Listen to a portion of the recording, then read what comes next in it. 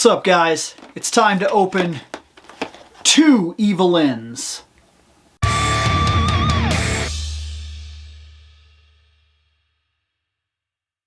So as usual with these, the first thing we're going to talk about is the packaging. And the front of the packaging has one major difference here between her and her. And that's this label thing down here. I don't know why this all of a sudden started appearing on the packages. This is around wave... Is this wave 1 or wave 5? This is for 21, and this is new for 20. So this might be around wave 5 is when this one comes out. And this one is the first run. And okay, in fact, when I look at the back, I could tell that's the wave 1. That's the first ones that came out. And the reason I know that's the first ones that came out is because Skeletor has his mouth open. As ridiculous as that is, that's exactly what gives it away for me. And this, I think, is the other wave because I see the He-Man and the Skeletor has his mouth closed. So if that's the case, then what we're looking at here is wave 5 for this one. That must have been when they changed her skin to the normalish color and they added this, and this is really cool. Like, I actually really like that logo, and I kind of wish they would give me a sticker or whatever along with it so I could have the same logo, because that's sharp. I really like that. I really do. As normal, I am going to keep the back panels here. I think they're very solid. I think that is an absolute fantastic piece of artwork right there with the yellow skin. And I think that this is an absolute fantastic piece of artwork. And I like this one because it has a lot of stuff going on. This one is pretty cool. I like that it's got the evil look and everything, and she's got her wand and she's doing like magic, but then I like that she's actually shooting and she's got a bunch of other people with her that are also doing a bunch of stuff. So we've got Trapjaw, and we've got Stinkor, and we've got Triclops, and we've got Merman, and this is really cool. But all in all, there's one main thing we want to do here. The artwork we knew was going to be solid. We've pretty much come to be that as an understanding. Let's open them. Okay, so the first one is pretty much open. There she is. And her wand does not suffer the same way that the Havoc Staff suffers, does not suffer the same way that the Master Sword suffers, or the Power Sword, the Sword of He suffers, does not suffer the same way that the Battle Axe suffered. That's solid. Her wand is straight and it's fine and there's nothing really wrong with it, and that's going to be absolutely wonderful.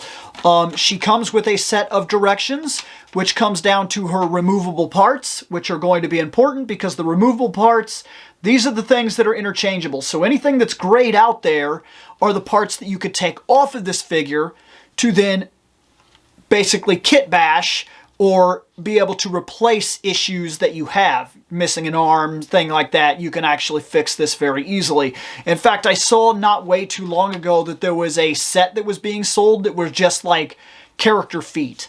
The book that we got, again, was Sucker Punch, which confirms my suspicion that pretty much each wave comes with one comic, and that's fine. So I'm going to open the yellow one now, and I imagine it's the same idea with a different book. Alright, small issue. I'm glad that I already had this comic because she comes with Beast Barrage. And the biggest problem that I came across right here is that the glue on the bottom was glued to this book. So when I opened it, it tore the book. So this one, gone, garbage, kind of sad, but luckily I had another. Wand doesn't seem to have any kind of problems. Straight, it's fine, it's not packaged as hard as the other ones were, like I said, but it's a different color. I don't think that really matters, but yeah, when you look at this one and this wand is brighter than this wand. I'm not 100% sure how I'm going to feel about that. We're going to open them both up, and then we're going to take a closer look, do the same thing that we did with the He-Man that we opened last time. And let's do that. All right, so here they are. This is the 2 figures standing right here and whatnot. And I gotta say, after getting a look at them, I prefer this one. I definitely prefer the normal skin tone over the yellow color. The Marge Simpson skin tone doesn't really do anything for me. Otherwise, these really are, this is just a repaint. That's the way they are. That's the way it is. Let me stand her up more. So, I like the color on the costume more on the regular skin tone, and I like the wand being darker on the other skin tone, and that's just the way that it is. It really is. I do prefer this figure over this figure. Not much to say about them. Their head sculpts aren't necessarily different. Their makeup isn't necessarily different. I mean, it is, but really this is going to come down to colors, because she has the black boots, which I like quite a bit. I like her skin tone quite a bit. Her face is nice. It's a real nice face sculpt, actually.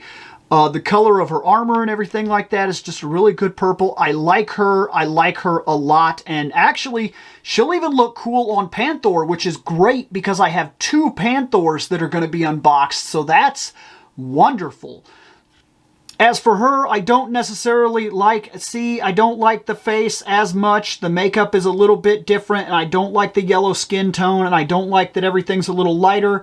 From what I understand, the idea that I've heard is that when she's casting magic or raising the demons or whatever, like the skeleton guards, that's basically what that's supposed to be, is representing that idea. And if you remember right, on the Castle Grayskull, which actually is right over here, so we'll just do like that. There she is, and that's exactly what I think they're supposed to be trying to do here. So, as you can see, maybe if she was a little bit greener instead of as yellow as she is, maybe that would be really cool. As it stands right now, I'm not thrilled with the idea.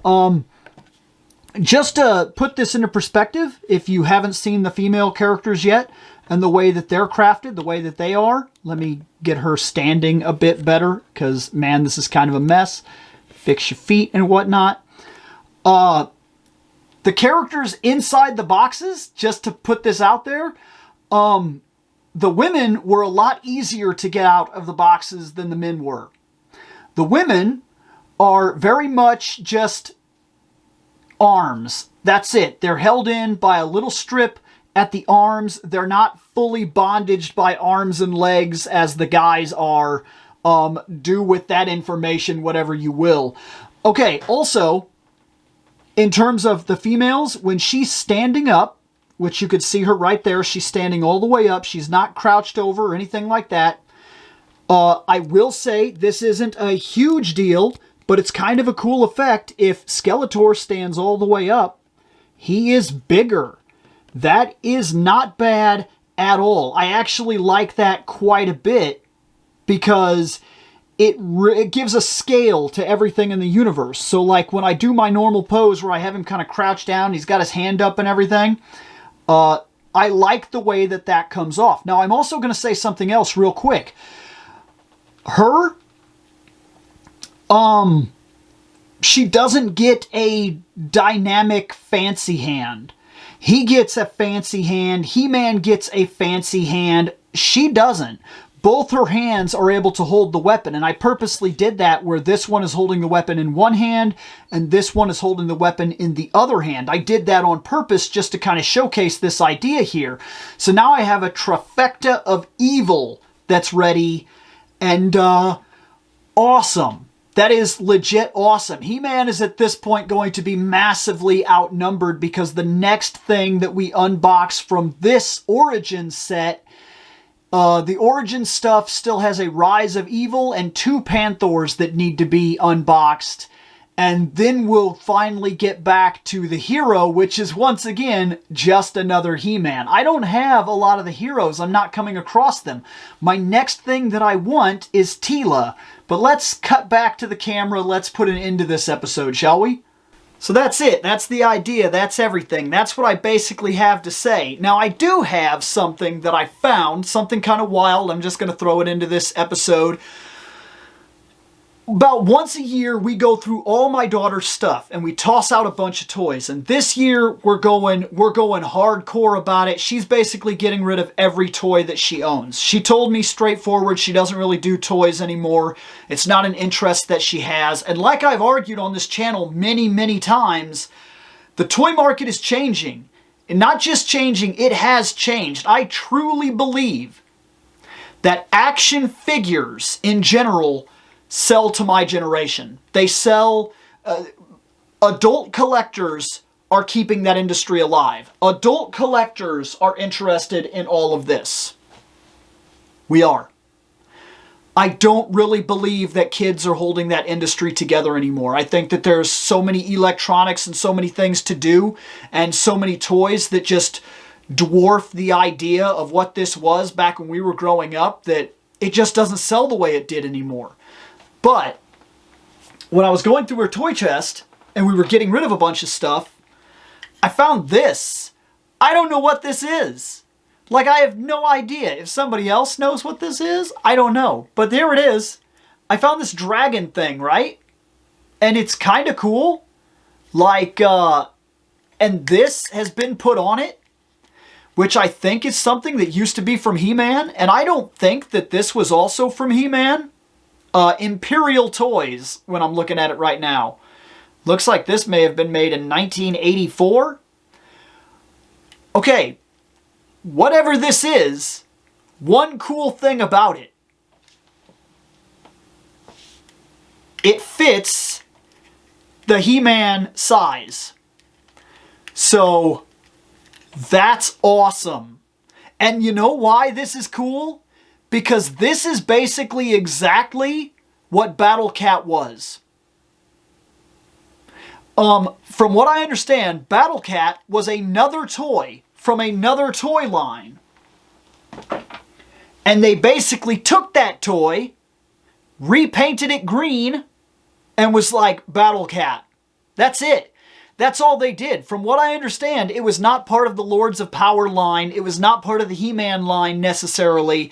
It was an easy thing to do. They needed him to have some sort of steed or something to ride on, something cool. And when they were tooling the line, they said, hey, we got this cool tiger. It's the right size. It's from a different line of toys. Paint it green. So you know what? That's actually really cool because it opens up the door. Stuff like that is another thing that makes Motu so cool. Masters of the Universe is one of those massively versatile toys that I can literally go to a store like Hobby Lobby, find a dragon, just a thing, and be like, it fits, it's part of Motu now. That's that easy. I can repaint it, I can do whatever I want with it. That is just one more piece to how cool it is, this just big fantasy barbarian techno warrior line. I absolutely love it. I love it. It's so good. It's just so good. But Evil-Lyn is now added to this shelf. We got a couple more things to kick through before we get to the big thing, because I think what I'm going to do is I'm going to get all the Origin out of the way. That's 4 more packs. 2 Panthors, the Keldor pack, Rise of Evil, and the Battle Armor He-Man pack. Once those 4 things are open, it'll be castle time. And boy, am I looking forward to castle time. Later on.